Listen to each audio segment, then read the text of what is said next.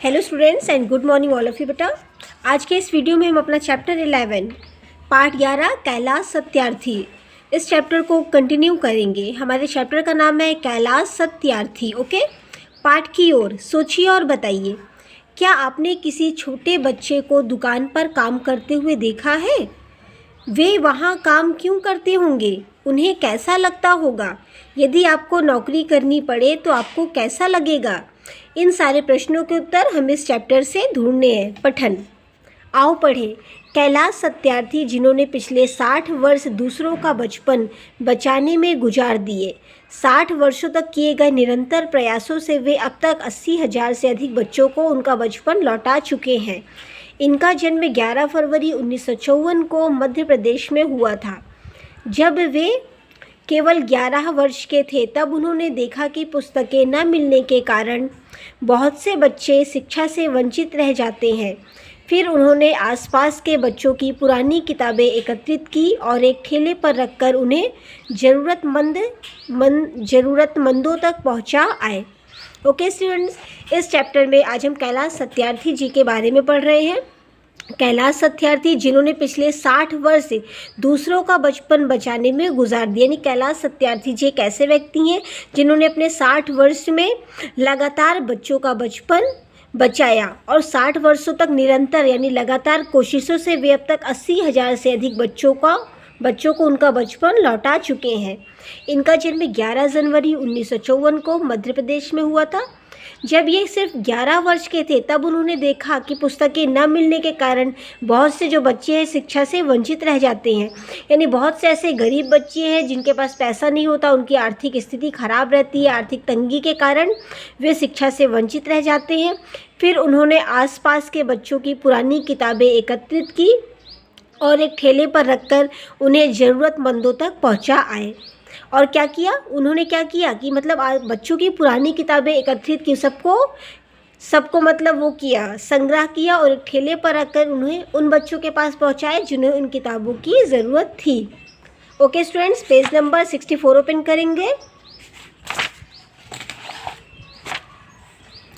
सन 1980 में एक दिन उन्हें पता चला कि पंजाब में ईंट भट्टा पर बच्चों से बंधुआ मजदूरी कराई जा रही है, साथ ही उन्हें बेचने की भी तैयारी की जा रही है। यह सुनकर उनका खून खौल उठा। वे अपने कुछ साथियों और फोटोग्राफर के साथ उन्हें छुड़ाने के लिए वहां पहुंच गए। बंधुआ मजदूरों को छुड़ाने के दौरान वहां बहुत हाथापाई हुई। उनके कैमरे तोड़ दिए गए। पुलिस की सहायता से उन्हें वहां से भगा दिया गया। ऐसे में भी कैलाश जी ने हार नहीं मानी। उन्होंने बची खुची तस्वीरों को समाचार पत्र में छपवाया और उच्च न्यायालय में गुहार लगाकर बंधुआ मजदूरों को मुक्त कराया। यहीं से उन्होंने बचपन बचाओ आंदोलन की शुरुआत की। इस बीच उन्हें कई बार जान से मारने की धमकियां भी मिली। उनके 2 साथियों की हत्या भी कर दी गई, पर सत्यार्थी जी नहीं रुके। वे अलग अलग प्रांतों में आंदोलन बढ़ाते और बच्चों को मुक्त कराते चले गए। देखते ही देखते उनके साथ 20,000 से भी ज़्यादा लोग जुड़ गए। उन्होंने इस आंदोलन को केवल देश तक ही सीमित नहीं रखा बल्कि संपूर्ण विश्व में फैलाया। उन्होंने 108 देशों में 14,000 संगठनों के साथ मिलकर बाल मजदूरी विरोधी विश्व यात्रा आयोजित की। इस यात्रा में लाखों लोगों ने शामिल हो बाल मजदूरी को समाप्त करने का प्रण लिया। उनके इस प्रयास से प्रभावित हो सार्क के सदस्य देशों ने बाल मजदूरी पर एक कार्यदल बनाने की घोषणा की। ओके स्टूडेंट्स, अब उन्होंने क्या किया, सन 1980 में एक दिन जब उन्हें पता चला कि पंजाब में ईंट भट्टा में बच्चों से बंधुआ मजदूरी कराई जा रही है और साथ ही उन्हें बेचने की भी तैयारी की जा रही है, तो यह सुनकर उनका खून खौल उठा। वे अपने कुछ साथी और फोटोग्राफर के साथ उन्हें छुड़ाने के लिए वहाँ चले गए। कहाँ गए? पंजाब में, जहाँ ईंट भट्टा में बच्चों से बंधुआ मजदूरी कराई जा रही थी। बंधुआ मजदूरों को छुड़ाने के दौरान वहाँ बहुत ज़्यादा हाथापाई हुई। उनके कैमरे को तोड़ दिए गए और पुलिस की सहायता से उन्हें वहां से भगा दिया गया। ऐसे में भी कैलाश जी ने हार नहीं मानी। यानी क्या हुआ, जब कैलाश जी अपने साथियों को लेकर पंजाब के उस ईंट भट्टा का वहाँ पर गए तो वहाँ पर क्या हुआ कि पुलिस की मदद से उन लोगों ने कैलाश जी के कैमरे तोड़ दिए और उनके साथियों से बहुत ज़्यादा हाथापाई की और उन्हें वहाँ से भगा दिया।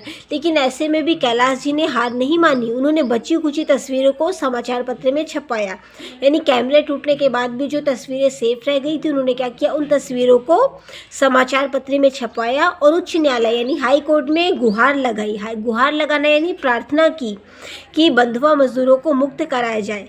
उन्होंने हाई कोर्ट में प्रार्थना की, उच्च न्यायालय में गुहार लगाई कि बंधुआ मजदूरों को आज़ाद कराया जाए।